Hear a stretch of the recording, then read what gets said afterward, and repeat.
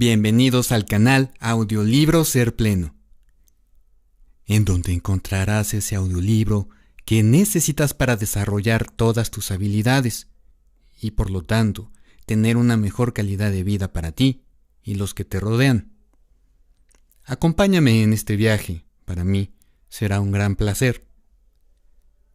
Te estaré sumamente agradecido si te suscribes al canal y activas la campana de notificaciones, ya que ésta te avisará cada que se sube un nuevo audiolibro.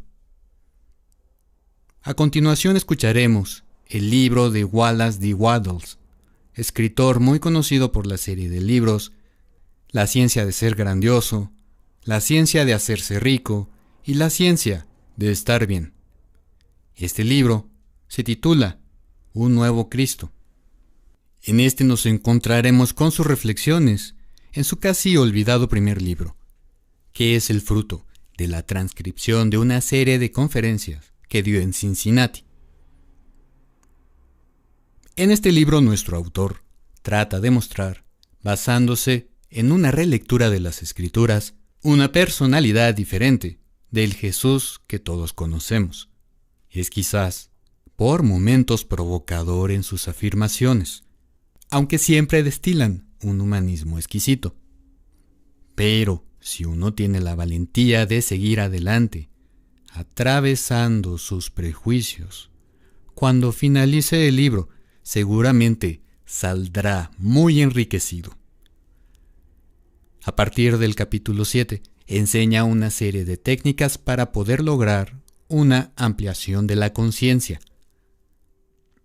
Por lo tanto, el texto dista de ser solo una larga conjetura acerca de la vida del personaje más importante de Occidente de los últimos 2000 años, sino que está perfectamente complementado con valiosos ejercicios prácticos. Y sin más que añadir, procedemos con la lectura. Capítulo 1. Su personalidad. Esta serie no será un intento de probar algo acerca de Cristo, sino que será un esfuerzo por determinar mediante un estudio científico lo que Él fue, cómo vivió y lo que enseñaba. Hay demasiadas personas que han estudiado a Jesús, según sus nociones preconcebidas de Él, y esta actitud siempre lleva a conclusiones erróneas. Es dudoso que ningún hombre haya sido más incomprendido por la gente de su propio tiempo que Jesús.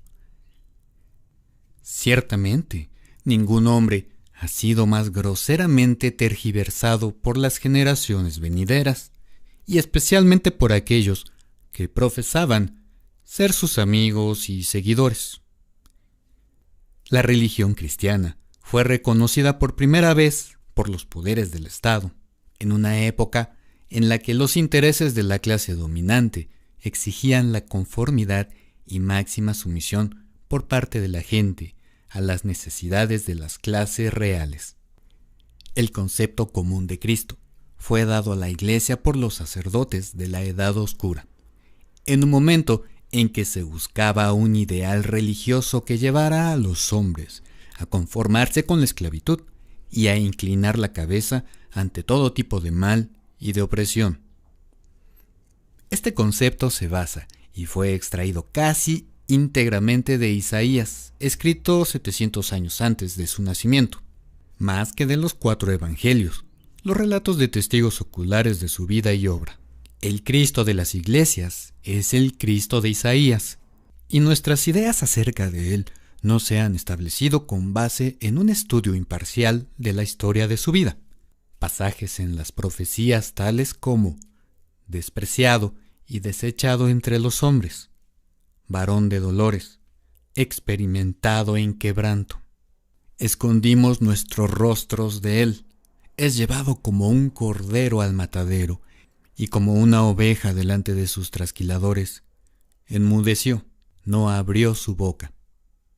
Han sido citados para mostrar su carácter y la mansedumbre y humildad sumisa de espíritu con el que tuvo que soportar el mal y la injusticia. Hemos llevado el pedestal de hombre ideal a un hombre despreciado, asolado por la pobreza, un trabajador a quien las clases altas miran con desprecio por su origen humilde, que no tenía amigos, salvo pescadores, obreros, marginados y pecadores. Un hombre que andaba a menudo sin camisa y con hambre, y que soportó insultos y persecuciones con mansa sumisión. Y se paseaba en un mundo malvado con las manos siempre en alto, en señal de bendición amorosa. Este personaje se ha ofrecido por demasiado tiempo como el ideal cristiano. Sea manso, sea sumiso, sea como un cordero o como una oveja, baje su cabeza ante el perseguidor y ofrezca la espalda al trasquilador. Alégrese cuando sufre, porque es para la gloria de Dios. Esta es una buena religión para el hombre que tiene las tijeras. El Cristo que se ofreció en el viejo púlpito ortodoxo es un personaje débil. No es la clase de hombre que elegiríamos presidente, y sus seguidores tendrían muy poca fe en él como un organizador. Ningún magnate de hoy lo haría capataz. Y si se publicara por el país esta noche que el presidente de los Estados Unidos renunció y que Jesús sería el nuevo presidente, el 95% de los cristianos no dejaría su dinero en los bancos por miedo de que Jesús iniciara un pánico. Lo que proponemos hacer ahora es comprobar, mediante un estudio de los 4 evangelios a la luz de la historia, si ese es el verdadero Cristo, y si no, averiguar cómo era el Cristo real, el Jesucristo real. En primer lugar, Jesús no pudo haber sido despreciado, porque era carpintero o hijo de un carpintero. La costumbre requería a cada rabino judío o maestro tener un oficio. Leemos en el Talmud que Rabí Yohanan el herrero, el rabino Isaac el zapatero, hombres muy honrados y estudiados. Del rabino Jesús el carpintero se hablaría de la misma manera. San Pablo era un hombre muy estudiado, era de oficio fabricante de tiendas. En ese momento, y entre esa gente, Jesús no pudo haber sido despreciado por su nacimiento y su posición. A Jesús se le suponía popularmente de sangre real. Era saludado como el hijo de David. Su linaje era bien conocido. La gente que gritaba «Hosana al hijo de David» sabían que era un aristócrata entre los aristócratas, un príncipe de la casa real. No era de humilde nacimiento, ni se suponía que debía ser así. En este punto me remito a Mateo 9:27, Mateo 15:22, Mateo 20:30, Mateo 21:9 y Marcos 10:47. Él fue educado. En segundo lugar, Jesús no podría haber sido despreciado por su ignorancia, porque era un hombre muy estudiado. Cada vez que entraba a una sinagoga, era seleccionado para leer la ley y enseñar a la congregación, ya que era el mejor calificado para ese trabajo. Lucas dice: corrió su fama a través de toda la región circunvecina, y enseñaba en las sinagogas, y era glorificado por todos. En esos tiempos de disputa religiosa feroz, ningún hombre ignorante podría haberse comportado de esa manera. Él debe haber conocido perfectamente los libros de la ley judía, porque siempre fue capaz de derrotar a sus adversarios, haciendo citas adecuadas de sus propios libros. Incluso sus enemigos siempre se dirigieron a él como maestro, profesor, reconociendo su profundo saber. Sobre este punto, Lea Mateo 13:54, Marcos 12:24-34 y Lucas 4:14-15.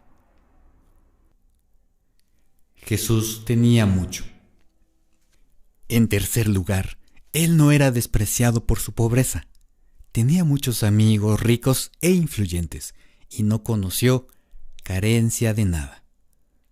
Lázaro y sus hermanas, cuya casa estaba siempre abierta para él, eran personas de importancia, pues se nos dice que muchos de los judíos llegaron para consolar a las hermanas cuando Lázaro murió. Lucas dice que Juana, mujer de Cusa, mayordomo del rey, y otras mujeres le servían de sus bienes, es decir, eran partidarios de su obra. El mayordomo del rey era un alto funcionario, y su esposa sería una mujer destacada. José de Arimatea, que llegó a reclamar el cuerpo de Jesús, era un hombre de buena posición. Asimismo, probablemente fue Nicodemo. Jesús sanó a los enfermos en las familias de los gobernantes y altos funcionarios, y parece que ellos respondieron generosamente en el suministro de sus necesidades financieras. Es cierto que no tenía propiedades ni compró bienes raíces, pero vestía lujosamente, vivía bien y nunca le faltó dinero. Cuando fue crucificado, los soldados echaron suertes por su ropa, porque era demasiado fina para cortarla, lo que habrían hecho con las ropas de un hombre común y corriente. En la noche de su traición, cuando Judas se fue, los demás suponían que había ido a dar algo a los pobres. Debe haber sido su costumbre regalar dinero. ¿O cómo podrían haber hecho tal suposición? En ese país y clima, las necesidades de Jesús y sus discípulos eran pocas y sencillas, y parecen haber sido plenamente abastecidas. Llevaban ropa fina, tenían suficiente que comer y beber, y tenía dinero para regalar. Lea Lucas 8:13, Lucas 5:33, Lucas 23:50, Juan 11:19, Juan 12:02 y Juan 19:23. Jesús no era humilde. En cuarto lugar, Jesús no era humilde, en el sentido comúnmente aceptado de la palabra. Era un hombre impresionante, imponente y de poderoso aspecto personal. Hablaba como quien tiene autoridad y su palabra era con autoridad. Con frecuencia se nos dice: un gran temor y espanto caía sobre la gente ante sus espaldas y obras poderosas. En un lugar se asustaron tanto que le rogaron salir. Y Juan nos dice cómo ciertos oficiales enviados para detenerlo en el mercado perdieron los nervios ante su imponente presencia y volvieron diciendo: ciertamente, nunca habló ninguno como este hombre. En la noche de su detención, un grupo de soldados se acercaron al bosque preguntando por él, y cuando él respondió: yo soy, era tal su majestad y poder psíquico que ellos se postraron, se fueron para atrás, dice el relato, y cayeron al suelo. Juan 18:6. Para ser como el Cristo de los 4 evangelios, hay que aprender a andar bien vestido, bien provisto de dinero, y ser de noble e imponente apariencia, hablar con autoridad y con un poder magnético enorme. Y ahora, ¿cuál fue su actitud hacia sus semejantes? Su actitud. Una de las mejores maneras de llegar a una comprensión de Jesús es estudiando sus razones para tomar el título que asumió, Hijo del Hombre. Rara vez hablaba de sí mismo en ninguna otra forma. Este término, el Hijo del Hombre, era común en las profecías judías y en la conversación de esos tiempos, y se trataba simplemente de una manera enfática de decir hombre. Si usted desea hacer hincapié en su lealtad a la democracia, podría decir, soy un hijo de Thomas Jefferson. Si desea hacer hincapié en su lealtad a la humanidad, diría como Jesús, soy un hijo del hombre. El mundo en que vivió Jesús. El Imperio Romano era una gran máquina de impuestos. En sus provincias conquistadas, la gente era dejada en la medida de lo posible, con sus gobiernos locales e instituciones propias de la justicia. La función de los oficiales romanos era extorsionar tributos o cobrar impuestos. Gobernadores, procuradores y recaudadores de impuestos practicaban toda forma de extorsión y opresión sobre aquellos que tenían propiedades. El robo abierto, la tortura, el secuestro, la falsa acusación y el encarcelamiento podía ser impuesto en el hombre que tenía dinero para atentar la codicia de los altos poderes, y como los propietarios oprimidos no tenían forma de responder a las exigencias del gobierno, sino mediante la explotación de los pobres, la condición de las masas era de hecho lamentable. Es claro que la clase propietaria y de negocios tenía que conseguir dinero para pagar sus impuestos, explotando la multitud de alguna manera. Es un axioma económico indiscutible que los impuestos, de cualquier tipo, se impongan sobre quien sea, terminan por ser arrancados de las manos de los que trabajan y producen. Sin embargo, ellos parece que no comprenden este hecho en lo absoluto, y más bien rechazan energéticamente toda oferta de liberación. Y en general matan a aquellos que tratan de ayudarlos.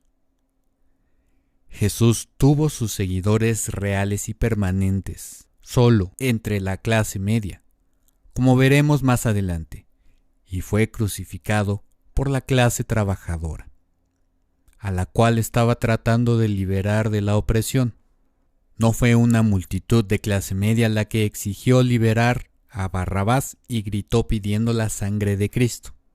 Para tener una idea de lo opresivos que eran los impuestos romanos, podemos estimar, a partir de algunos pasajes de Josefo, que los ingresos privados de Herodes el Grande eran de $3,5 millones por año. Estos equivalen a unos $90 millones en la actualidad. Eso es mucho menos, por supuesto, que el ingreso de nuestro John D. Rockefeller, pero nuestros Herodes modernos tienen un país más grande, más rico y más poblado para grabar. Y han descubierto métodos de extorsión que dejan muy en la sombra las crudas formas de los monarcas de la antigüedad. Estas enormes sumas obtenidas de la pequeña provincia de Galilea llevaron a los trabajadores descontentos hasta el último extremo de la miseria. No podían ir más abajo y seguir viviendo. Las sectas de los tiempos de Jesús. En Judea, en ese momento, había varias sectas religiosas, que también eran en cierto modo partidos políticos, envueltos en intrigas por el prestigio, el poder y la influencia con Roma. Los fariseos, saduceos, esenios, samaritanos, etc., no estaban de acuerdo sobre diversas cuestiones, como la exigencia o no exigencia de los ángeles, la resurrección de los muertos, el bautismo y así sucesivamente. La lucha entre estos partidos era desesperadamente agria y amarga, a menudo hasta el punto de la violencia abierta. Estaban siempre dispuestos a irse a las pedradas para poner fin a la controversia. Los disturbios estaban a la orden del día en las calles de Jerusalén. Y solo el poder psíquico y la personalidad de mando de Jesús le salvó de ser lapidado por estas turbas religiosas. Lea Lucas 4:28, Lucas 26 y Juan 8:59. Los líderes de estas sectas eran, por supuesto, de la clase media o propietaria, pero las bases eran las masas comunes, hundidos en la más terrible pobreza, grabadas, golpeadas, robadas, ultrajadas, sacrificadas, sin una voz que se levantase en su nombre. Nadie, fuese judío o gentil, pensó ni por un momento en exigir justicia para la multitud mestiza. Se dice que Jesús, al ver a las multitudes, tuvo compasión de ellas, porque estaban agobiadas y desamparadas, como ovejas sin pastor. Mateo 9:36. Tenían entonces, como ahora, un montón de pastores para bautizarlos, para interpretarles profecía, para instruirlos en las cosas espirituales, pero nadie que exigiera aligerar sus cargas o que gritara en su nombre por justicia. La atención de los pastores se centraba en que su rebaño estuviera tan doctrinalmente correcto que nunca consintiera ser convencido por el partido contrario. El nuevo pensamiento del tiempo de Jesús. Dentro de este laberinto de opresión, fiscalidad, asesinato, indignación y discusión teológica, viene la fuerte y grandiosa figura de este joven príncipe y erudito diciendo: «El Espíritu del Señor está sobre mí, porque me ha ungido para dar buenas nuevas a los pobres». Yo no soy fariseo, no soy saduceo, esenio o samaritano, yo soy un hombre. No vengo en nombre del fariseísmo o samaritanismo, sino en nombre de la humanidad. Aquí había una actitud religiosa totalmente diferente. Él no tenía un ismo que construir. Su único credo era la justicia. Su única doctrina era el trato justo. No es de extrañar que las masas estuviesen asombradas de su doctrina. No es de extrañar que su palabra era con autoridad. No es de extrañar que dijeran: «Él habla como quien tiene autoridad». Dijo Jesús de sí mismo que el Padre le había dado autoridad para hacer juicio, porque él mismo era hombre. Juan 5:27. Esa es la única razón por la cual Dios podría haberle concedido autoridad a cualquier hombre. Si hay un hombre en cualquier lugar hoy a quien corresponde la sanación divina, no es porque es fariseo, metodista, presbiteriano, republicano o demócrata, sino porque es un hombre. Y es aún más verdad que podemos aplicar esta prueba con certeza entre todos los que afirman su liderazgo en virtud de autoridad divina. Que el hombre que representa a la humanidad, primero, último y en todo tiempo, contra todos los intereses creados, religiosos y económicos, es el hombre que se erige como Jesús se erigió. Al hombre que representa a la humanidad contra los intereses religiosos creados de su tiempo con frecuencia se le llama infiel. Al hombre que representa a los desposeídos en contra de la política económica y los intereses creados de su tiempo se le llama traidor. Jesús fue crucificado por los delitos de infidelidad y traición, y él era culpable en ambos casos. No se horrorice aquí, porque no hay títulos que brinden más orgullo cuando se gana justamente que los términos infiel y traidor. En una gran frase de Wendell Phillips dijo: «Escriban sobre mi tumba, infiel, traidor, infiel a todas las iglesias que se comprometen con el mal, traidor a todo gobierno que oprime a los pobres». La más pecaminosa infidelidad no es ser infiel a alguna iglesia, sino infiel a la verdad. Y la más vil traición a la patria no es volverse en contra de algún gobierno, sino volverse en contra de los débiles e indefensos. Esta fue la actitud que Jesús tomó. Dio expresión a todo esto cuando tomó el título que lo convirtió en el campeón de la humanidad, cuando dijo: «Yo soy hijo del hombre». Ahora vamos a examinar sus enseñanzas. 3. Sus enseñanzas sobre el hombre. Sí, Jesús era un Salvador.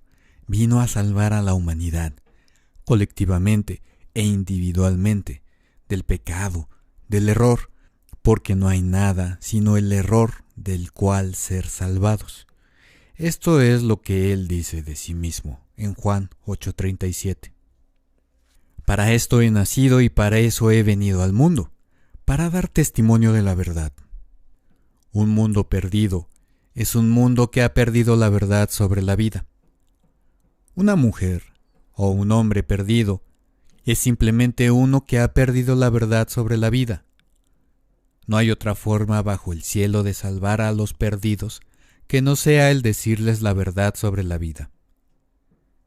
Esta simple frase, en la que él afirma lapidariamente su misión, provee un torrente de luz sobre su teoría de la vida.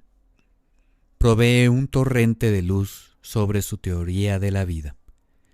Él vino a salvar del pecado, la enfermedad y la pobreza diciendo la verdad. Entonces el pecado, la enfermedad y la pobreza son falsedades, es decir, son caminos equivocados de la vida. Vamos a considerar primeramente su más amplia y genérica aplicación de la verdad y más tarde su aplicación de la misma al individuo. En el Sermón del Monte dice, Mateo 5:21-22, Oísteis que fue dicho a los antiguos, no matarás, y cualquiera que matare será culpable de la sentencia. Pero os digo, que todo aquel que se encolerice contra su hermano sin causa estará en peligro de juicio, y cualquiera que insulte a su hermano quedará sujeto a juicio del consejo, pero cualquiera que le diga necio estará en peligro de fuego del infierno. La palabra necio, tal como la entendemos ahora, no da el significado del original en absoluto.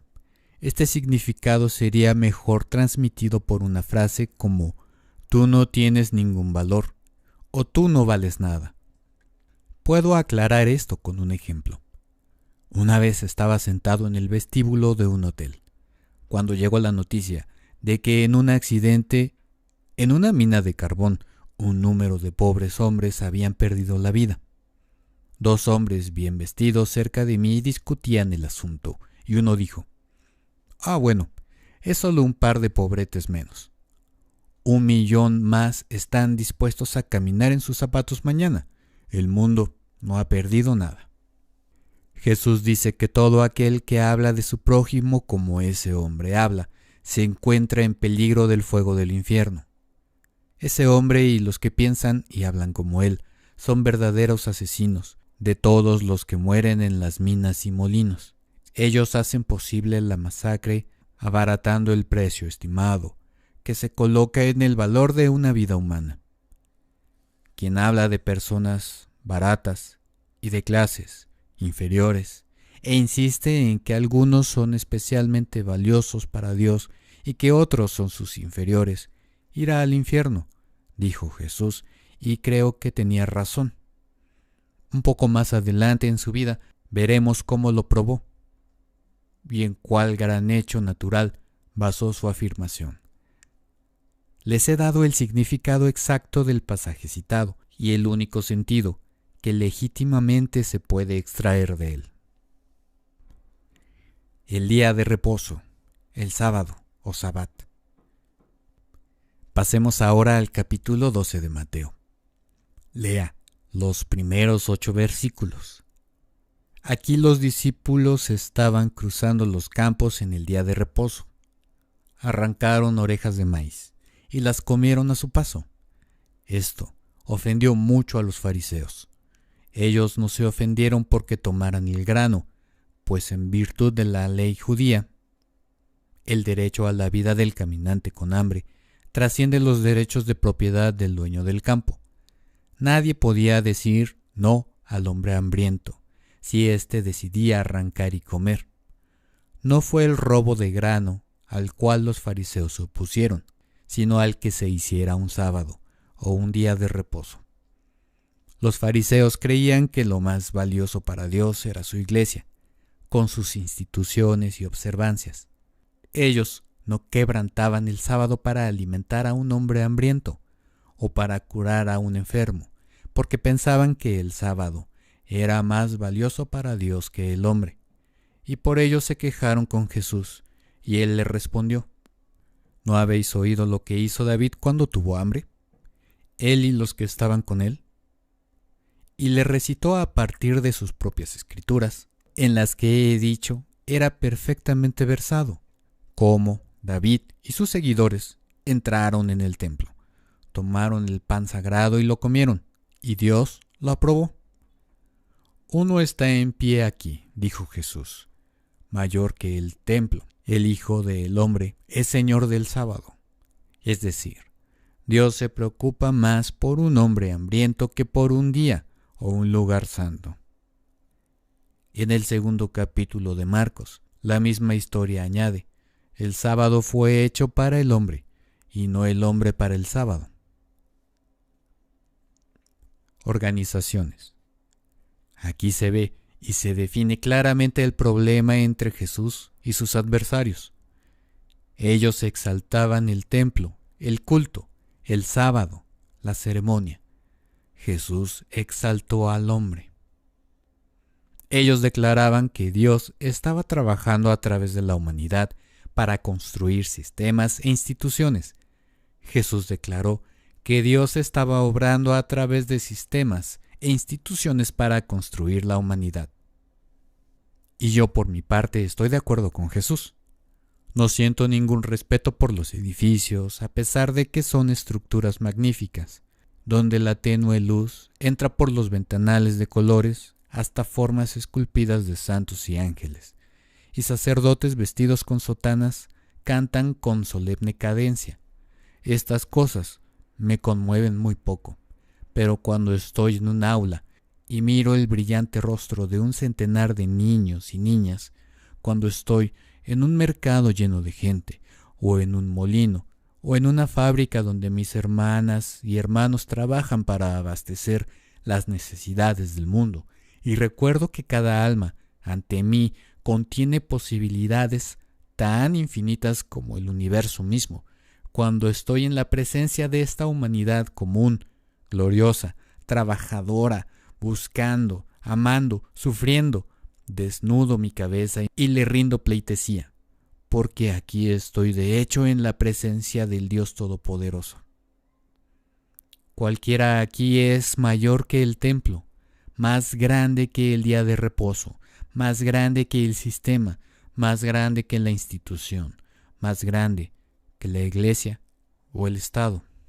Dios tiene un llamado más alto para el hombre que el mantener determinados días y lugares sagrados.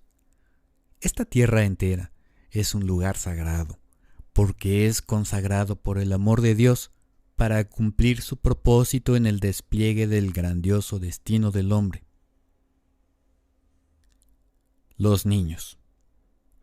En el capítulo 18 de Mateo se lee que Jesús tomó a un niño y lo puso en medio de ellos, y dijo: todo aquel que sea humilde como este niño será el más grande en el reino de los cielos. Y siguió afirmando que todo el que puede ofender al niño, mejor que sea arrojado al mar. Podrá hacerse una buena idea de las concepciones erróneas que existen respecto a Jesús y su tiempo, si estudia las imágenes que habitualmente vemos de la escena en la cual bendijo a los niños pequeños.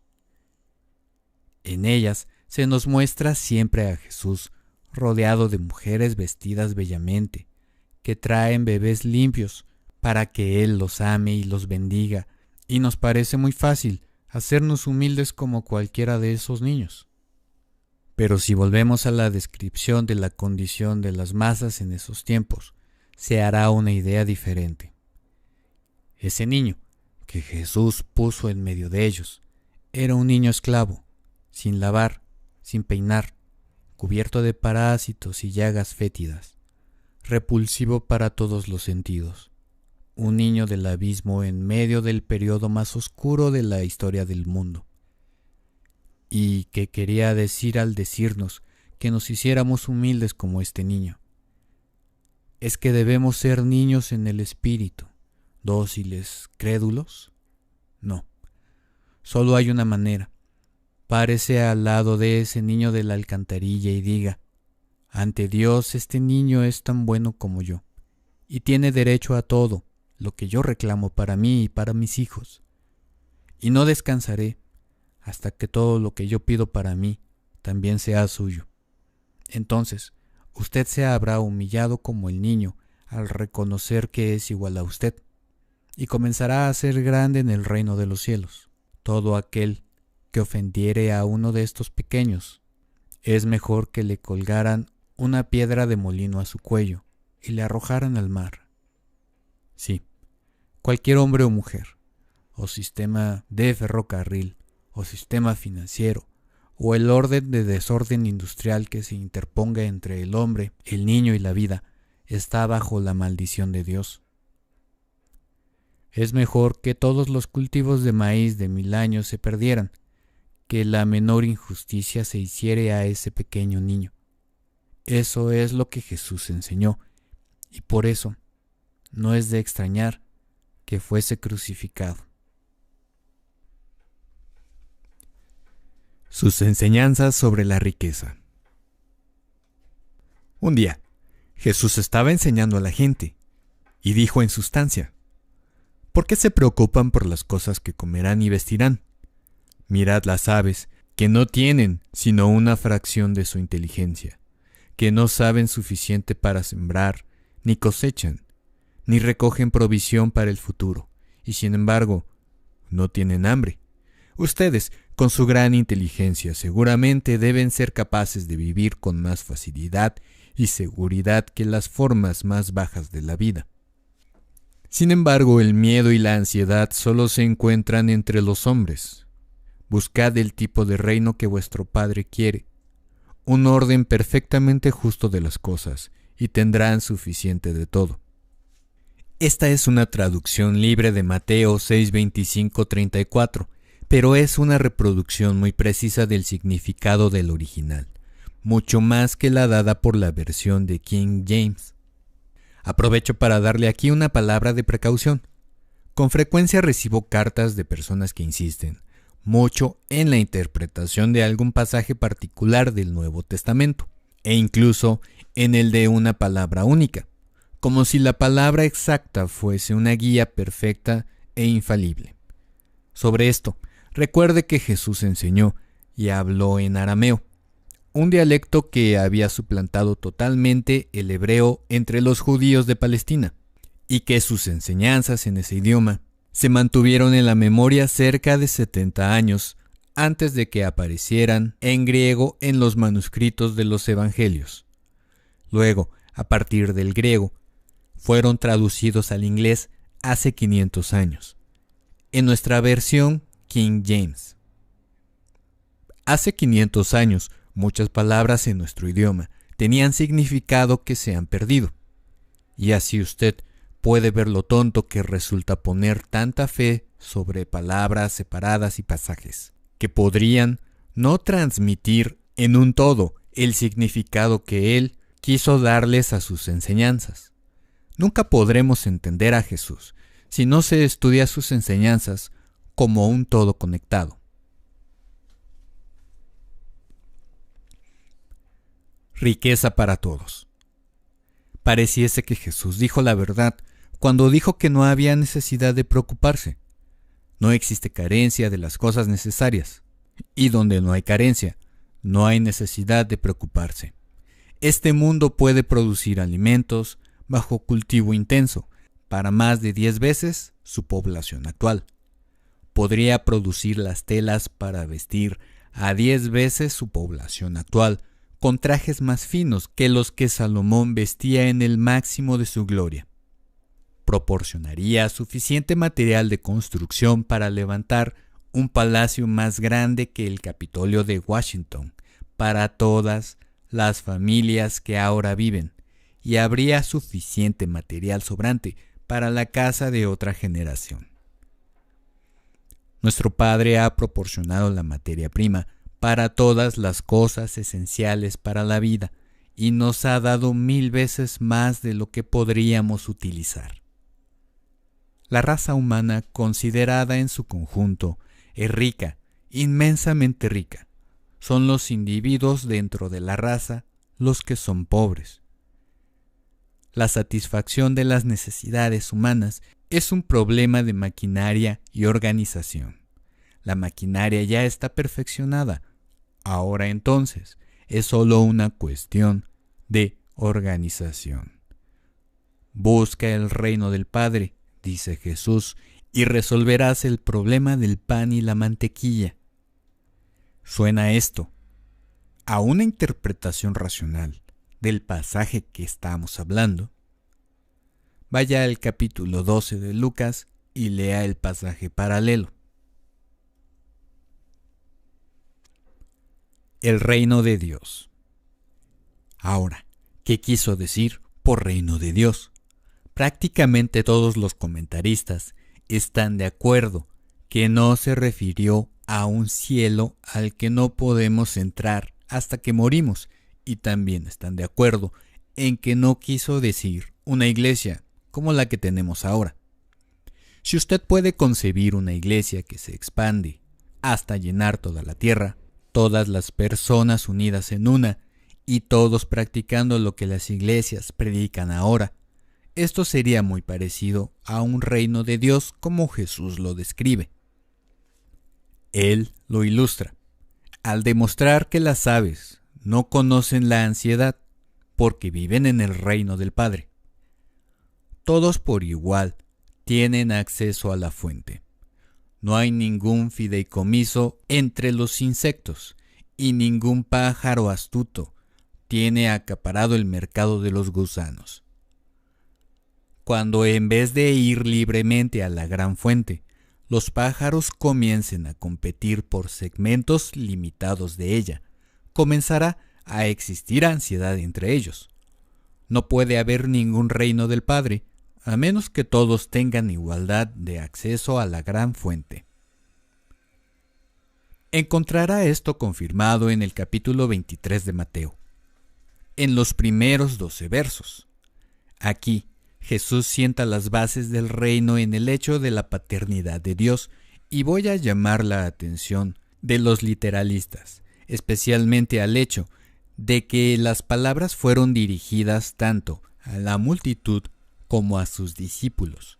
Él les asegura a todos que Dios es el Padre de todos y que todos somos hermanos, y que por consiguiente no deben competir por el mejor lugar en el banquete. Si en lugar de luchar entre sí, van con amor juntos al banquete, ¿no habría suficiente para todos? Que no haya lucha por el dominio o poder sobre los otros, solo igualdad y la democracia, dice Jesús, y nadie tendrá que soportar más una pesada carga. Supongamos que un padre de familia reúne a sus hijos alrededor de una mesa, donde se ha provisto tan generosamente como nuestro Padre lo ha hecho por nosotros. El niño mayor llega primero a la mesa y toma la mejor comida en su plato. Cuando su hermanita trata de tomar un buen pedazo de pastel, él la golpea. Golpea las manos extendidas de los otros y dice: aléjense. Nuestro Padre puso esto aquí, y como yo soy el primero en llegar, entonces es mío. Aléjense. Empuja, pega y empuja. Luego, mirando a su padre, le habla así: Padre nuestro, golpe. Venga tu reino, ruido. Hágase tu voluntad, manotazo. No diría el padre: mi voluntad no se hará hasta que vayas con tus hermanos y hermanas, juntos a la fuente que he proporcionado. Y si el muchacho dice entonces: bueno, padre, yo mantendré todo como tu encargo, dando a los demás como yo considere que es lo mejor para ellos, y viendo que todo se haga decentemente y con orden. No es cierto que el padre contestaría: no quiero benevolencia o caridad o autonegación, o la observancia del sábado, sino que cada uno vaya libremente a la fuente por todo lo que necesita. La idea de Jesús parece ser que si cada uno puede ir libremente a la fuente, no puede haber pobreza o carencia de cualquier tipo, y su idea parece ser sólida. Si la oferta es tan abundante y todos van a poder ir a ella libremente, ¿cómo puede alguien carecer? El problema es que no tenemos la mirada puesta en la abundancia, sino en el lugar sagrado. Es como si hubiera una montaña de oro, a la que podemos ir por la riqueza, pero en nuestro camino hacia ella encontramos unas pepitas de oro dispersas que han sido lavadas por las lluvias, y paramos a luchar por la posesión de estos fragmentos, y así perdemos el todo. En este sentido, busque los pasajes paralelos en Lucas y tenga en cuenta la del capítulo 22, cuando él les advierte del peligro de la más insidiosa de las tentaciones, el deseo de pasar por benefactor. Los benefactores no son necesarios, donde todos pueden ir a la fuente. Usted sirve cuando invita a los demás al banquete, no cuando les da las migajas de su plato. No es posible que haya favores, benefactores o caridad en el reino de Dios.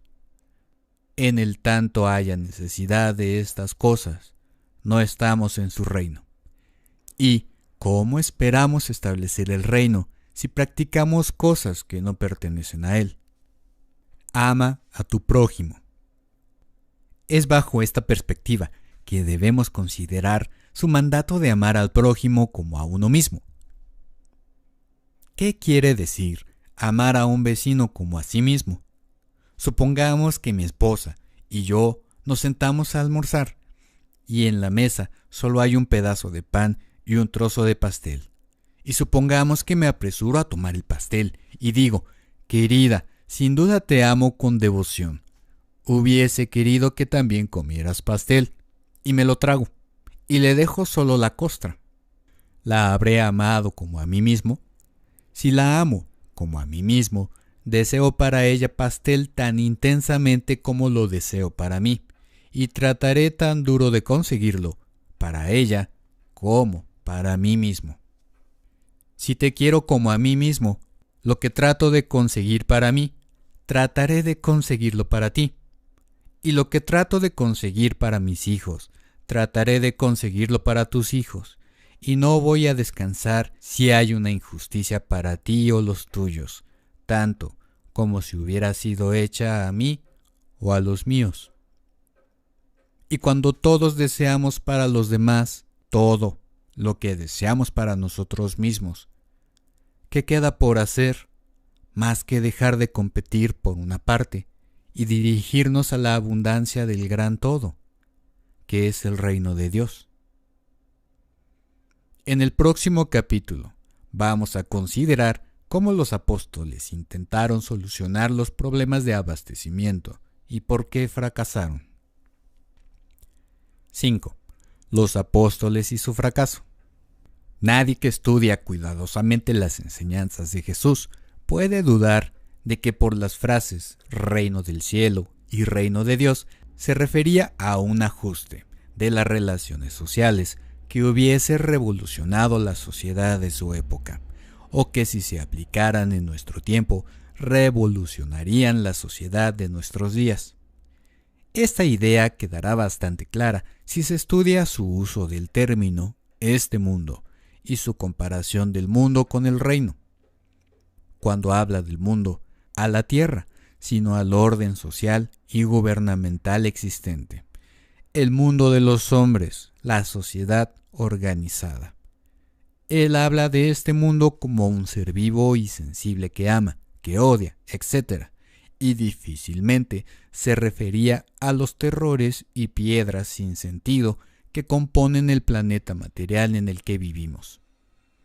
Así, en Juan 17:14, él dice: el mundo los ha odiado, porque no son del mundo. En el mismo capítulo habla de sus discípulos como estando en el mundo, pero no siendo del mundo, como enviados al mundo, y él ora para que el mundo crea y que el mundo conozca. En los 2 capítulos anteriores habla del mundo como algo superado.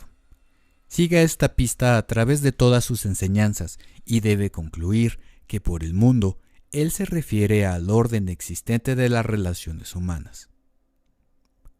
Habiendo comprendido esto, se puede apreciar el contraste que establece entre el mundo y el reino. Su reino, dice, no es de este mundo, es decir, no está en la misma base que los reinos del mundo. Si mi reino fuera de este mundo, entonces mis servidores lucharían. Juan 18:36. En los reinos del mundo se lucha, en su reino se coopera. En los reinos del mundo se mantiene la relación de amo y siervo. En su reino son amigos. Juan 15:15. Ver también Mateo 23:10. Los reinos del mundo se dividen en contra de sí mismo. Mateo 12:25. Pero en el reino de Dios no tratan de conquistar o dominar uno al otro. Esa es la idea esencial de la vida del reino, que no habrá búsqueda de poder sobre otros hombres. Esto se opone a la idea esencial del mundo, que es la lucha por el poder y por obtener el mejor lugar. Así que, cuando quisieron hacerle rey por la fuerza, Juan 6:15, él se negó, porque eso hubiera sido poner su reino sobre las bases del mundo, la lucha y la competencia, y un reino en el que Jesús gobernase por la fuerza de las armas, después de todo, se diferenciaría de los reinos del mundo solo en grado y no en principio. El único reino en cuyo establecimiento Jesús podía ayudar era el reino del Padre, una mancomunidad cooperativa en la que todos tendrían acceso en igualdad de condiciones a Dios y a la gran fuente. Él envía a sus seguidores, no para luchar o conquistar, sino para ir como corderos entre los lobos, y mediante la enseñanza y sus vidas transformar el mundo loco y confuso en una gran hermandad. Él creía que había vencido al mundo por medio de su ejemplo, y que éste pronto debía llegar a su fin. El fin del mundo. Esto nos lleva a otro punto para nuestra consideración. Cuando Jesús habla del fin del mundo, es evidente que no se está refiriendo a algún tremendo cataclismo que destruirá el planeta, sino a un cambio social, una revolución mundial. En el capítulo 24 de Mateo da algunas imágenes simbólicas de la oscuridad del sol y la luna, que cita a partir de las profecías. Pero como veremos en un capítulo futuro, esa es la manera en que Jesús les interpreta. ¿Cómo se verá? Si se lo estudia detenidamente y sin prejuicios. Él no parece haber tenido ninguna idea de que el planeta llegara a su fin, o de que él vendría personalmente para hacer lo que se negó rotundamente a hacer mientras estuvo aquí, o sea, crear un reino basado en la fuerza. La venida del Hijo del Hombre significaba para él no su entorno personal para establecer un reino de fuerza espiritual, sino el despertar del hombre y la entrada en su herencia. Cuando el hombre despierte y entre en su herencia, el mundo acabará y el reino comenzará. Esa es la venida del hombre que los profetas predijeron. Los apóstoles entendieron este concepto del reino y se pusieron en camino con alegre confianza para construir un mundo unido y armonioso. Lea el 2 y 4 capítulo de los Hechos y lea los escritos de los primeros padres cristianos y verá que su idea no era crear una institución para el culto en un mundo malo, sino convertir el mundo en una sociedad justa, unida y ordenada. La propiedad se poseía en común, y no había entre ellos pobreza que no fuera compartida por todos, y no había riqueza que no fuera disfrutada por todos.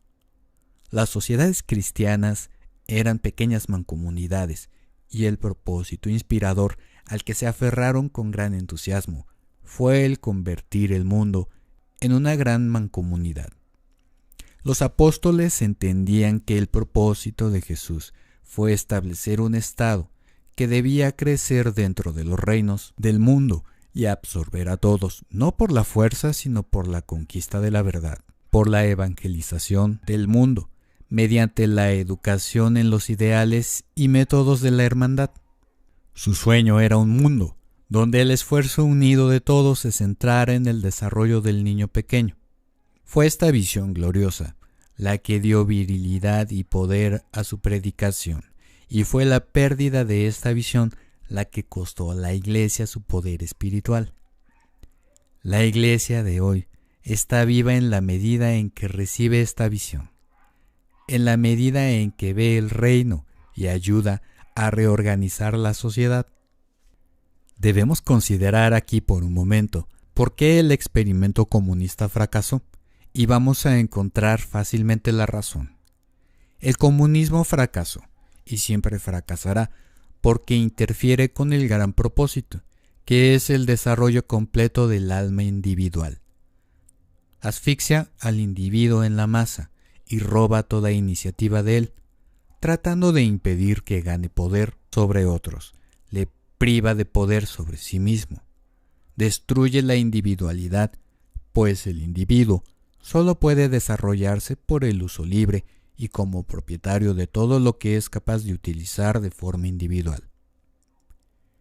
El capitalismo roba a la mayoría la oportunidad de ser propietario de las cosas necesarias para su desarrollo individual. El comunismo roba a todos esta oportunidad. En este sentido, ambos son lo opuesto de un método cristiano que extendería enormemente la propiedad privada, y cuya doctrina cardinal es que el individuo debe poseer absolutamente y sin lugar a dudas todo lo que necesita o puede utilizar individualmente, y que el derecho a la propiedad privada debe limitarse solo en cuanto a las cosas que no se pueden operar sin explotar a los otros.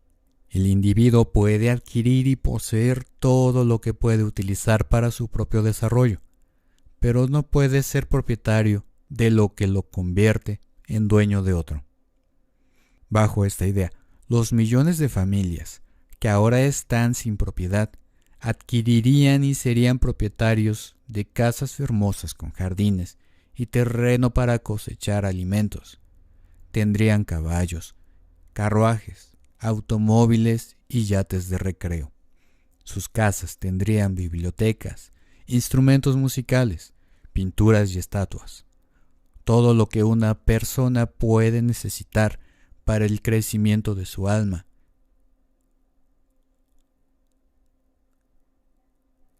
Y a la de los suyos. Debería poder poseerla y utilizarla como quisiere.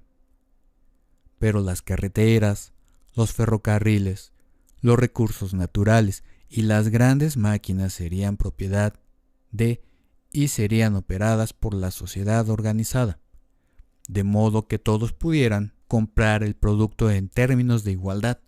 El socialismo, bien entendido, nos ofrece el individualismo más completo, mientras que el comunismo sumerge al individuo en la masa. Los apóstoles fallaron porque el comunismo es un fracaso en la naturaleza de las cosas, mientras el mundo en ese momento no había evolucionado lo suficiente como para hacer posible el socialismo. Trataron de establecer para todos una vida que solo era posible para unos pocos. 6. La fuente de energía. Jesús atribuye todo su poder maravilloso a la relación mental que existía entre él y el Padre. Jesús utiliza los términos Padre y Dios de forma intercambiables y dice: mi Padre, de quien vosotros decís que es vuestro Dios. Juan 8:54. Y en su conversación con la samaritana explica claramente su concepción de Dios, declarando que Dios es espíritu. Y no es un espíritu como la versión de King James dice, y que Él no quiere ser adorado en un lugar particular como Jerusalén o en alguna montaña consagrada especialmente, pero puede ser abordado o adorado y en verdad en cualquier lugar. El Padre, como lo describió Jesús, es espíritu universal, trabajando en todos, por todos y para todos. Él describe este espíritu como el que hace que el sol brille y que la lluvia caiga, como el poder detrás de la naturaleza, vistiendo los lirios del campo y haciendo que el cabello crezca en las cabezas del hombre, y así, siendo la una y única vida, acelerando y conduciendo a hombres a la verdad, al ser la inteligencia única. Cada hombre es un Dios, según Jesús, porque Dios es espíritu que habita en el hombre. Él les dijo: vosotros sois dioses. Juan 10:34. El espíritu mantiene la tierra en su órbita, hace salir el sol, envía la lluvia y causa la llegada de la siembra y la cosecha.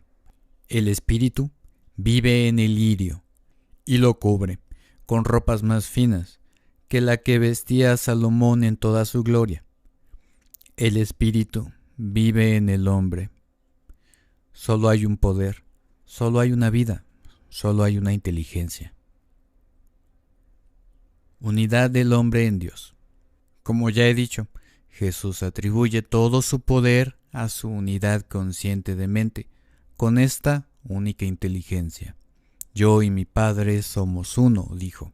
Yo siempre hago su voluntad. Y pasó a declarar que porque siempre hizo la voluntad del Espíritu, el Espíritu trabajó en y por él. Yo siempre hago esas cosas que le agradan, dijo Juan 8:29. No vengo a hacer mi voluntad, sino la voluntad del que me envió. Yo no busco mi voluntad, sino la voluntad de Él. Y así sucesivamente. Él dejó bien claro que era por esta unidad de mente con el Padre, que llamamos conciencia cósmica, que el Padre podía trabajar por Él. Porque voy a hacer su voluntad, dijo Jesús. Mi Padre y yo actuamos como uno. ¿Por qué voy a hacer su voluntad?, dijo Jesús. Mi Padre y yo actuamos como uno, y por lo tanto no soy yo el que hace las obras, sino el Padre que obra en mí. Él era conscientemente uno con el Espíritu, y así todo el poder en el cielo y la tierra estaba a su servicio. Era conscientemente uno con la vida, y así podía transfigurar su cuerpo y curar a otros. Salía de él una virtud, una comprensión de la verdad que sanaba a todos. Era conscientemente uno con la inteligencia, y así todo el conocimiento y la sabiduría eran suyos. Este punto no lo debemos perder de vista, que todo lo que hay en la vida de Jesús trasciende lo ordinario. Él declara positivamente que se debe a su conciencia cósmica, a la unidad de mente y voluntad con el Espíritu. Le citaré algunos pasajes adicionales sobre este punto. El que me envió es verdadero, a quien vosotros no conocéis, pero yo lo conozco. Juan 7, 28, 29. Yo le conozco y guardo su palabra. Juan 8, 55. El Hijo no puede hacer nada de sí mismo, sino lo que ve hacer al Padre. Juan 5, 19. Como el Padre me conoce y yo conozco al Padre. Juan 10, 15. Conocer el Padre solo puede tener un significado, y es ser consciente del Espíritu, tener mi propia conciencia tan unida con la conciencia del Espíritu, que lo que el Espíritu sabe yo lo sé. Lo que el Espíritu ve, yo lo veo. Lo que el Espíritu hace, yo lo hago. Mi Padre es mayor que yo. Yo salgo y provengo de Él, pero si me uno con Él en conciencia, Él está en mí y yo en Él, y somos uno. Jesús declara que esta conciencia cósmica es la fuente de todo poder. Él demuestra que es perfecta salud, tanto en su propia persona como al sanar a otros. Y esta es la vida eterna, que conozcan a Dios. Juan 17:3. Él afirma que da la sabiduría perfecta. El Padre ama al Hijo y le ha mostrado todas las cosas. Mi juicio es verdadero, porque no soy yo solo, sino yo y el Padre. Juan 8:16. Y él afirma que es la riqueza. Todas las cosas que el Padre tiene son mías. Juan 16:15. Los hermanos de Cristo.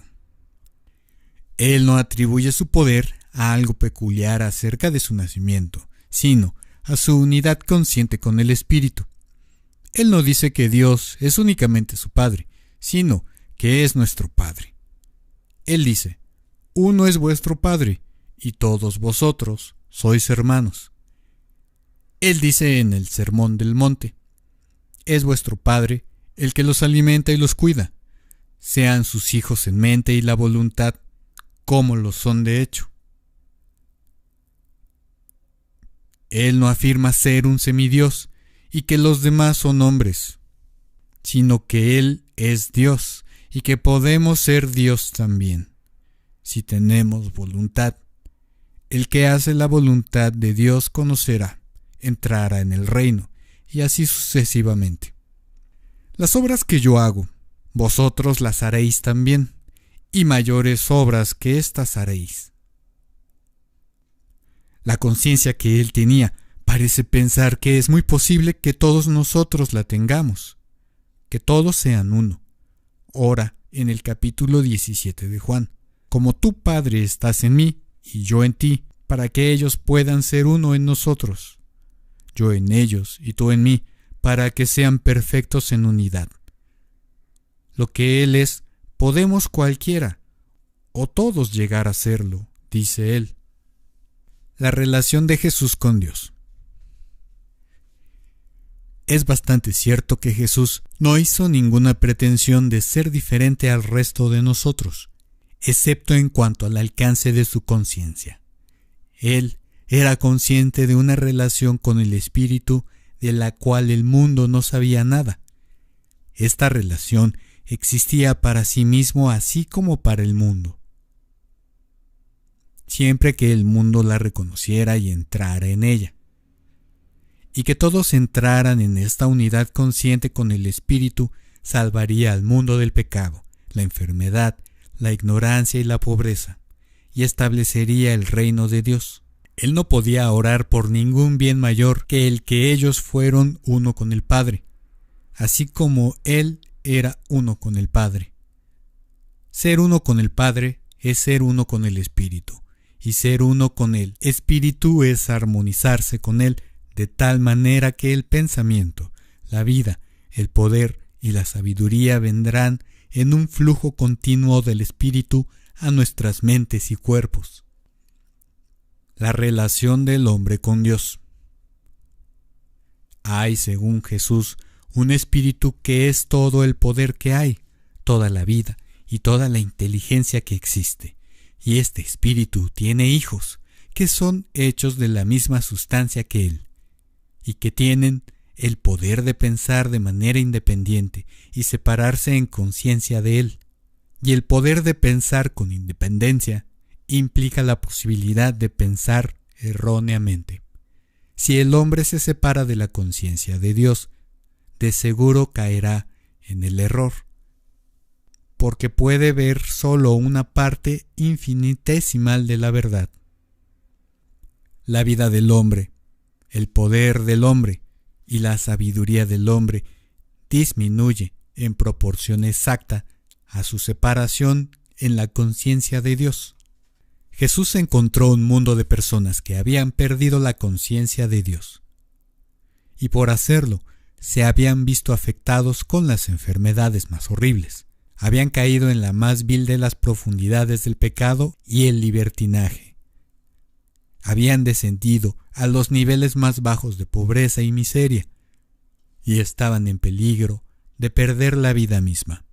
A este mundo perdido y en lucha, le dio una demostración de las posibilidades de una vida de unidad consciente con el Espíritu. Él demostró el poder sobre la naturaleza al calmar la tormenta y al precipitar los elementos del alimento de la atmósfera para alimentar a la multitud hambrienta. Él demostró el poder de la vida para curar a los enfermos. Demostró la sabiduría que está más allá de la conciencia limitada del hombre. Demostró la riqueza y, por último, demostró el poder sobre la muerte.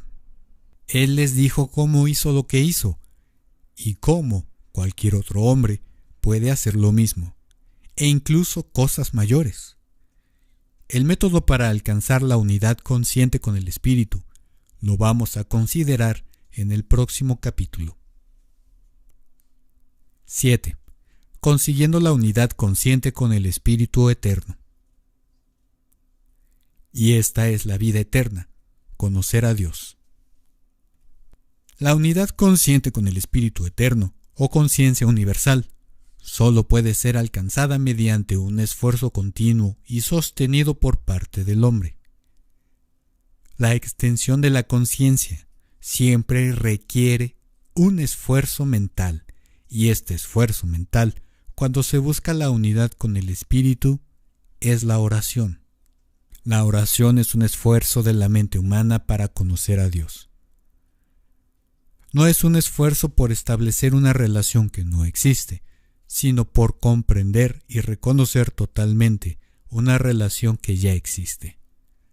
La oración solo puede tener un objetivo, la unidad con el Espíritu, porque todas las otras cosas están incluidas en eso. A través de la oración, en realidad no buscamos obtener salud, paz, poder o riqueza. Lo que tratamos es de conseguir la unidad con Dios. Y una vez que llegamos a esta unidad, la salud, paz, poder y riqueza son nuestros, sin pedir permiso. Estudie la oración de intercesión, como se le llama en el capítulo 17 de Juan, y verá que Jesús no pide nada para el hombre, salvo que sea uno en mente con Dios. Esto es lo único necesario, todo lo demás está contenido en él. Quien tenga conciencia espiritual completa, tiene salud, paz, poder y riqueza. Jesús insistió mucho en sus enseñanzas acerca de la oración y demostró su dependencia en ella en su práctica diaria. Los evangelios abundan en referencias a su oración, su salida a solas para orar, las noches que pasaba en oración. Es evidente que su conciencia de que él y el Padre eran uno se mantenía por la persistencia en afirmar y reafirmar continuamente el hecho. No hay que olvidar que esto está en contradicción directa con nuestra conciencia objetiva. Hemos llegado a creer que pensamos, vivimos, nos movemos y existimos por obra de nosotros mismos, y nuestros sentidos físicos niegan la existencia de un Dios. Pero Dios no se encuentra ampliando la conciencia objetiva o externa. Dios es espíritu, dijo Jesús, y los que se acercan a Él deben acercarse a Él a través de sus propios espíritus. Para lograr la conciencia universal, la oración debe ser, en primer lugar, un esfuerzo por despertar y activar el espíritu en el hombre. En segundo lugar, debe ser un esfuerzo para unir este espíritu en unión consciente con Dios. El espíritu del hombre, el ego, el hombre mismo, se despierta cuando la voluntad actúa. Solo el individuo es capaz de querer, y cuando quiere, toda su personalidad entra en acción. Así, Jesús fue perfectamente científico al establecer como primer requisito para lograr la conciencia universal o cósmica el que hubiese voluntad de hacer la voluntad de Dios. Él atribuye claramente su propio poder al hecho de poner su voluntad a hacer la voluntad del Espíritu Universal, y dice: el que quiera hacer la voluntad de Dios sabrá. Querer hacer la voluntad del Padre, mantener su palabra, hacer sus obras, es el primer paso hacia la unidad. Y el siguiente paso es la oración de fe. La oración de la fe se describe claramente en Marcos 11, 23, 24. Cualquiera que dijere a este monte, quítate y échate en el mar, y no dudare en su corazón, pero cree que las cosas que él dice se cumplirán, tendrá todo lo que él dice tener. Por lo tanto os digo, cualquier cosa que busquéis, cuando oréis, creed que lo estáis recibiendo ahora y os vendrá. Vemos aquí que la oración de fe no puede ser ofrecida 2 veces por la misma cosa. Tan pronto como usted ha pedido, si tiene verdadera fe, su oración pasa a ser una afirmación de posesión. Después de haber aceptado hacer voluntad de Dios y tras pedir a Dios ser recibido en él, nada le queda excepto declarar: yo y el Padre somos uno.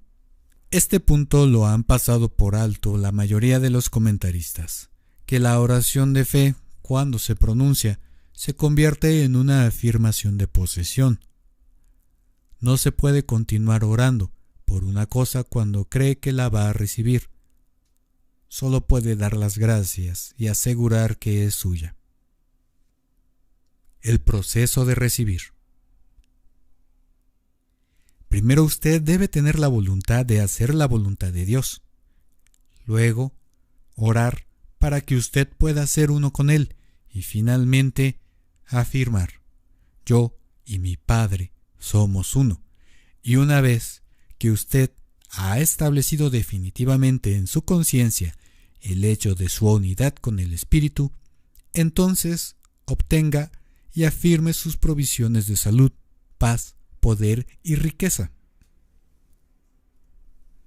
De otra manera, podría ser que no las manifieste, pues aunque todas están incluidas en su unidad con Dios, la mera enunciación de esa unidad podría no llevar todos los resultados a su conciencia.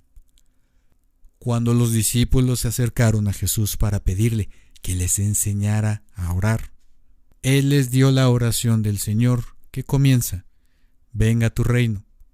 Cuando uno ha dicho esto, ha pedido todo lo que existe. En el reino de Dios, nadie se queda sin el pan de cada día o sufre el mal. Pero esto se menciona en la oración para que lo que se pide resulte más claro y definitivo al entendimiento.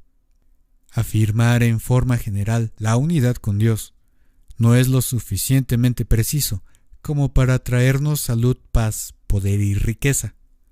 Es mejor afirmar cosas específicas debido a que no entendemos claramente que ya están incluidas.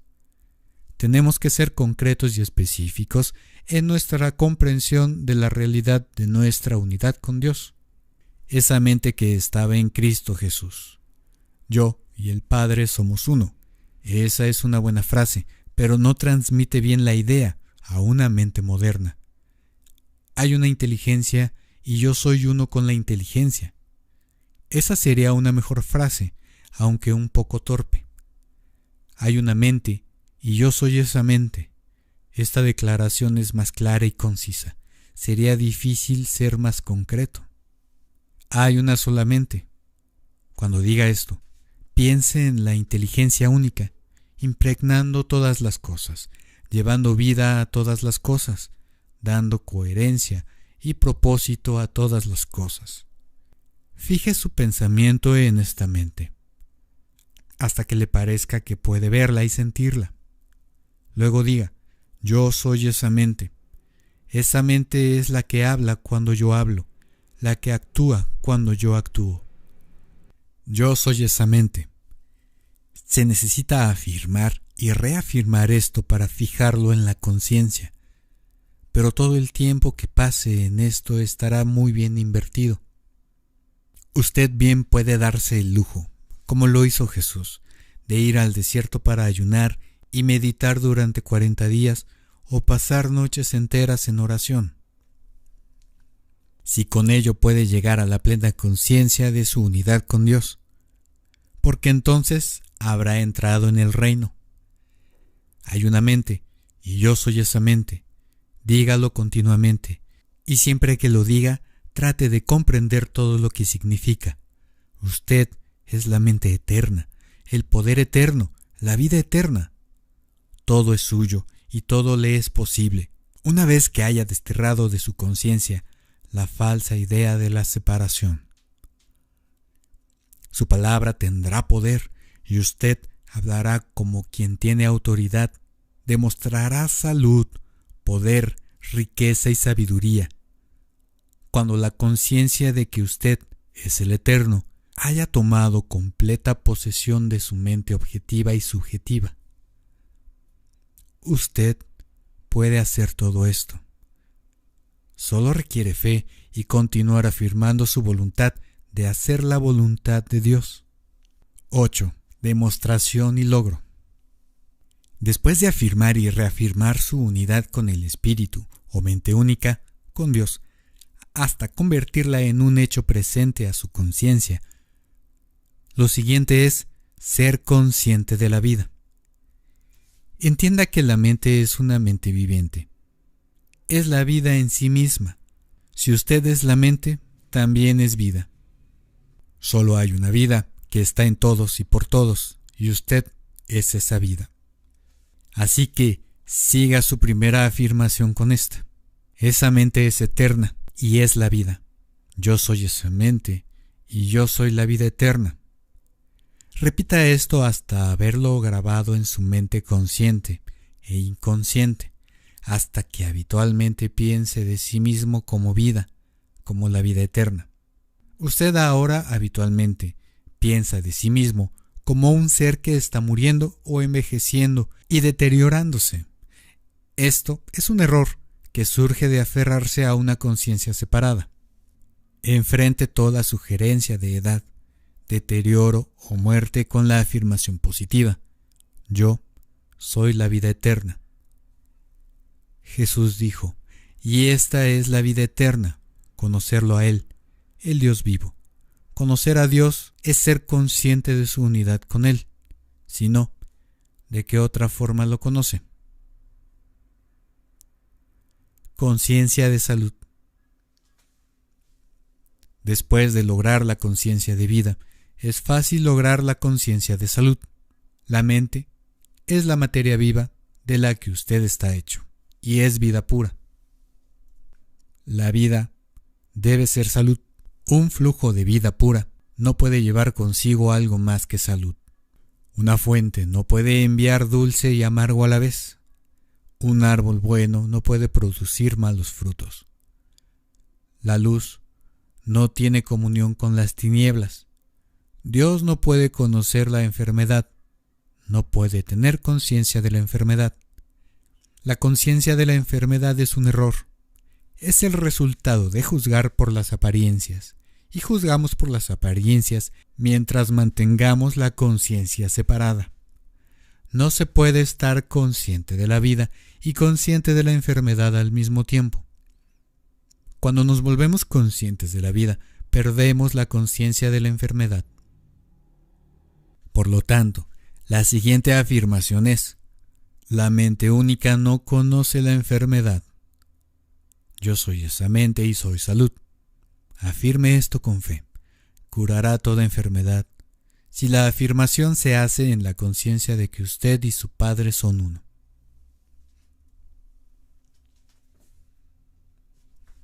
Conciencia de poder. Luego viene la conciencia de poder. La afirmación para esto es: la mente es la fuente de todo poder, y no puede conocer duda ni temor. Yo soy esa mente, y soy paz y poder. No se necesitan argumentos para demostrar que la fuente de todo poder no puede tener miedo de nada. ¿Qué puede haber que pueda ser temido? Tampoco puede tener duda de que es capaz de hacer cualquier cosa imaginable o de hacer frente a cualquier combinación posible de circunstancias. ¿Qué existe que todo el poder que existe no pueda hacer? Es solo cuando usted se ve a sí mismo como algo separado de ese poder que empieza a dudar de su capacidad para hacer las cosas. Solo puede tener miedo mientras mantiene esta conciencia separada. Jesús nunca mostró ninguna duda, ni jamás manifestó temor. Sabía que nada malo contra su voluntad podía llegar a él, y nada lo hizo. Él no fue crucificado porque sus enemigos ganaron una victoria sobre él. Él fue a la cruz voluntariamente para hacer una demostración que finalmente mostraría la verdad a sus discípulos. Ningún hombre me quita la vida, dijo. Yo mismo la entrego. Tengo poder para entregarla y tengo poder para tomarla de nuevo. Juan 10:18. Tener conciencia de poder da serenidad. Serenidad es la conciencia pacífica del poder y es resultado de afirmar la unidad con el poder hasta que se convierte en un hecho presente en la conciencia. La paz os dejo, mi paz os doy. Que no se turbe vuestro corazón ni tenga miedo. Usted no puede evitar que el corazón tenga miedo si conserva la conciencia de sí mismo como algo separado del poder. Por lo tanto, comprenda y afirme que usted es uno con el poder. Conciencia de sabiduría. La siguiente es la conciencia de sabiduría. El poder sin sabiduría puede ser terrible y destructivo, como la fuerza de un caballo desbocado. El poder puede ser constructivo cuando es sabiamente aplicado. Por ello debemos afirmar el hecho de nuestra sabiduría. La mente, única como fuente de todas las cosas, debe conocer todas las cosas desde el principio, debe conocer toda la verdad. La mente que conoce toda la verdad no se puede equivocar. Los errores son causados por un conocimiento parcial de la verdad. Una mente así no puede conocer el error. Conociendo toda la verdad, solo puede actuar a lo largo de las líneas de la verdad perfecta. Solo puede entretener conscientemente la idea de la verdad perfecta. No puede distinguir el bien del mal. Solo puede conocer el bien. Para reconocer algo como el mal, una mente debe tener solo un conocimiento parcial y una conciencia limitada. Lo que parece ser el mal es siempre resultado de un conocimiento parcial. Cuando el conocimiento es perfecto, no hay mal y nadie puede ser consciente de lo que no existe. Dios es luz y en él no hay tiniebla alguna. Dios es de ojos demasiado puros para ver el mal y no puede mirar la iniquidad. Cuando nos hacemos conscientes de la verdad de todo, perdemos la conciencia del mal. Con la completa conciencia se vuelve imposible juzgar, pues no hay nada que juzgar. Usted no tiene que emitir un juicio cuando conoce la vía correcta. No se sienta a juzgar donde no existe el mal. Entonces Jesús dijo: Vosotros juzgáis conforme a la carne, yo no juzgo a nadie. Yo he venido no para juzgar al mundo, sino para salvar al mundo. El Padre a nadie juzga. Cuando el mal y el error son existentes, no puede haber sentencia. Para elevarse sobre el error de creer en el mal, use esta afirmación: la mente solo conoce la verdad y sabe toda la verdad. Yo soy esa mente y soy conocimiento y sabiduría. Conciencia de riqueza. Habiendo alcanzado la conciencia de la vida eterna, de la salud, del poder y la sabiduría, ¿qué más se puede pedir? La conciencia de riqueza, el testimonio de la riqueza y la abundancia. La mente única es la sustancia original, de la cual proceden todas las cosas. Solo existe un elemento. Todas las cosas están formadas por el mismo material. La ciencia puede ahora precipitar azúcares, colorantes y otras sustancias de la atmósfera, lo cual parece ser similar a lo que hizo Jesús cuando dio de comer a la multitud en los milagros de los panes y los peces. Los elementos que componen toda la naturaleza visible se encuentran en la atmósfera, a la espera de ser organizados en formas, y la atmósfera es sólo esa forma condensada y palpable de la sustancia original, el Espíritu, Dios. Todas las cosas se hacen a partir de y están hechos de una sustancia inteligente viviente, una mente. Usted es esa mente. Por lo tanto, usted es la sustancia de la cual todas las cosas se hacen y también el poder que hace y forma. Usted es riqueza y abundancia, porque es todo lo que hay. Así que afirme, todas las cosas creadas o no creadas están en esa mente. Yo soy esa mente y estoy en riqueza y abundancia. Conciencia de amor. Por último diga, yo soy el camino, la verdad y la vida. La luz brilla en mí para bendecir al mundo.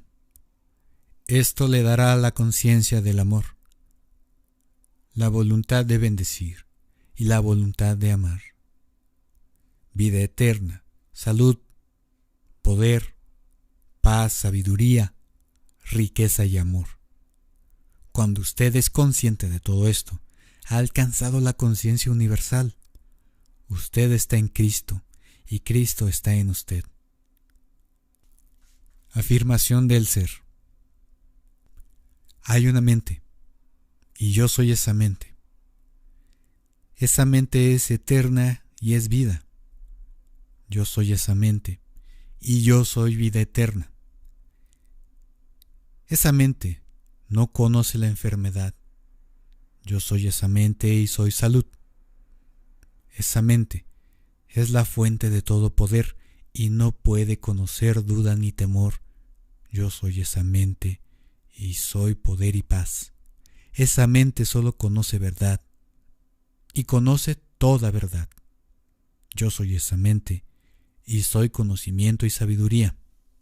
Todas las cosas creadas y no creadas están en esa mente. Yo soy esa mente y soy riqueza y abundancia. Yo soy el camino, la verdad y la vida. La luz brilla en mí para bendecir al mundo. Fin. Muchas gracias por haber escuchado este audiolibro. Si te gustó, por favor, compártelo. Leinat Ramos les da las gracias y les invita a que sigan visitando su canal Audiolibros Ser Pleno, en donde encontrarán nuevos audiolibros cada mes. Hasta luego.